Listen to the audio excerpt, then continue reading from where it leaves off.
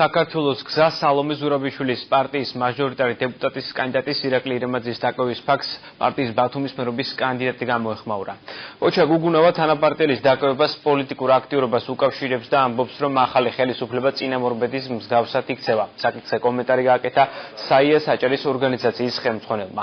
ირაკლი ირემაძე საპატრულო პოლიციამ გუშინ დააკავა, იგი ნარკოლოგიური შემოწმების შემდეგ გაათავისუფლეს.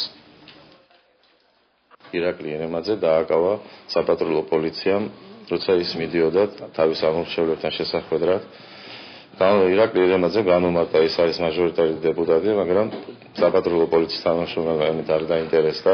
ჩვენ უკავშირებთ ამ დაკავებას საარჩევნო მარათონის დაწყებისთვის და ვფიქრობთ, რომ ეს მეთოდები არ იმუშავებს ნორმალურად ამორჩეულებზე. ამ კონკრეტულ შემთხვევაში საეჭვო არის ის ფაქტობრივი განმეორება, რომ ნარკოტიკული ნივთიერების მოხმარებაზე შემოწმებას არ უნდა ჭირდებოდეს 6 და 7 საათი. ეს არის განსაკუთრებით მნიშვნელოვანი. წინასაარჩევნო პერიოდში პოლიციამ განსაკუთრებული ყურადღებით უნდა ემუშაოს და კონკრეტულ მაჟორიტარ დეპუტატებს ხელი არ უნდა შეუშალოს იმის გამო, რომ მათ რაღაც ეჭვი გაუჩნდებათ და უნდა იყოს დასაბუთებული ეჭვი ყველა შემთხვევაში.